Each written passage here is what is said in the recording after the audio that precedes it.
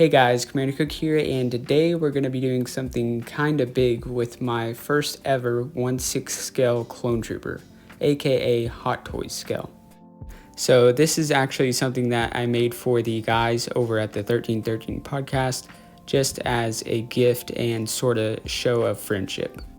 A quick disclaimer before I get started though, I will say that this isn't necessarily a tutorial video and more of showing you what I did, just because there were certain complications which we will get into during the video. So here we have all the pieces which I got from Kamino and Cloners on Etsy. Big shout out to him, he did help me out a lot during this process.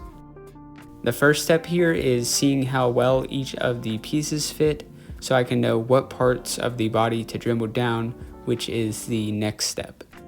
And one thing I kept in mind while doing this is that there's going to be a black undersuit under the armor, so that is going to be a little bit of space taken up.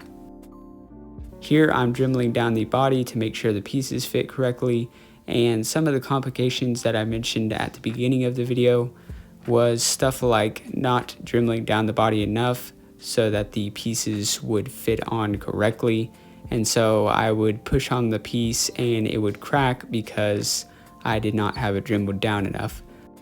But of course, Kamino and Cloners helped me out and resent me the parts, so in the end it did work out.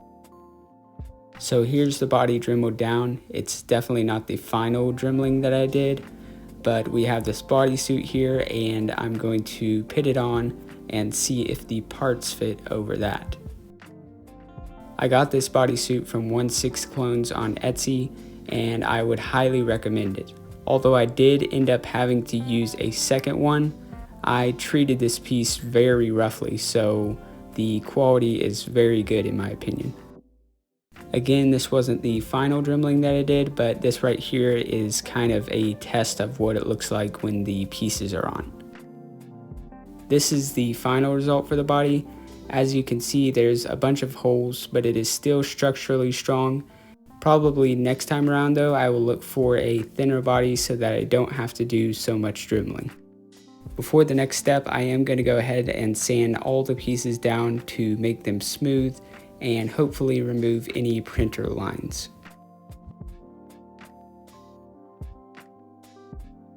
After that, I am going to go ahead and clip all those pieces on alligator clips so that I can prime them. So I am now using a different primer than what I usually use. This Citadel White Scar is recommended by Kamino and Customs on Instagram, who usually does Black Series clone troopers. I had certain problems with my previous primer, which I may go over in another video, so that's why I decided to try this. After shaking up the can for a good 2 minutes like it said, I went ahead and primed all the pieces, which took about 2 to 3 coats. Once I did that, I went over all the pieces with this Krylon gloss coat, which is supposed to protect the primer. And finally, for the look, I went over all the pieces with this Krylon matte clear coat. So now that I've got everything sprayed on, I'm going to go ahead and take all the pieces off of the alligator clips. From there, it was time for the paint scheme. And just for a little bit of background, this is the 1313 Battalion made by the 1313 podcast. And originally they had Action Display, who is on Instagram and YouTube, design a clone trooper helmet for them. And then later on, Your Casual Clone, who is also on Instagram and YouTube, designed the rest of the body. So I'm going to be taking those pieces plus a little bit of my own design.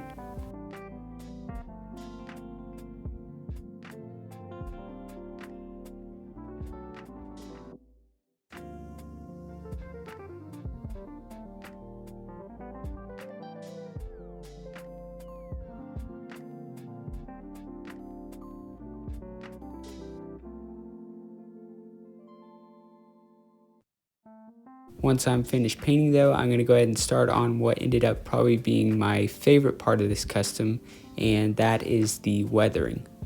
A lot of times the weathering can make or break the figure, so I tried not to overdo it, mainly just keeping it to black scratches on the edges using the X-Acto knife to make the white scratches, and then just giving a little wash in the crevices.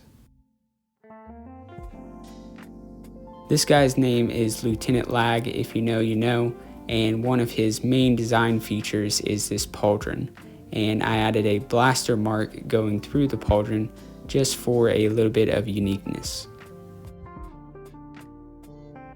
After I have everything weathered, I can go ahead and start combining the figure.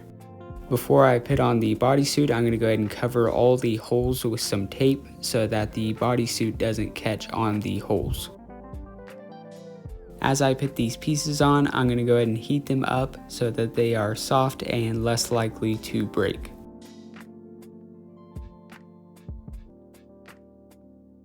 For the cod piece and the back plate, I'm going to be attaching those two pieces with some elastic band.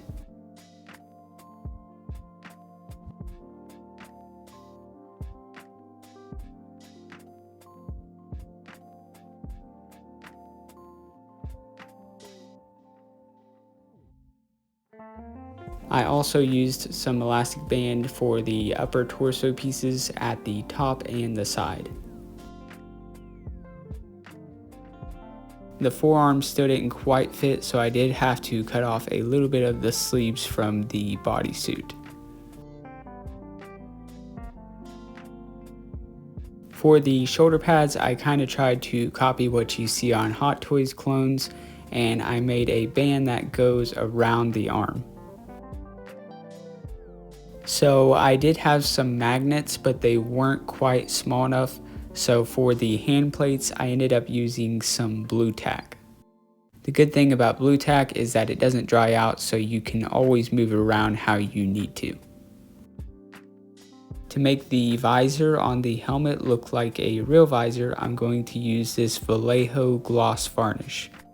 Then I'll go ahead and attach it as well with some blue tack, and I decided to leave the pauldron free floating just because I thought it would have a better chance of not breaking that way.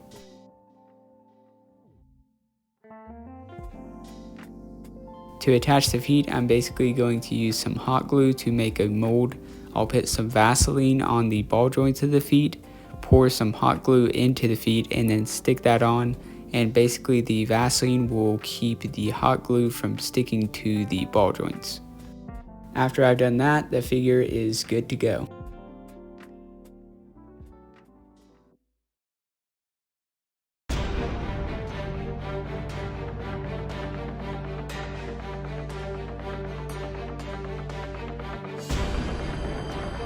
If you did enjoy this video, consider leaving a like as well as subscribing. Usually I do Black Series Clone Troopers, but this was definitely a cool project, and for my first time, I'm pretty happy with the results. So anyway, thank you for watching, and I will see y'all in the next one.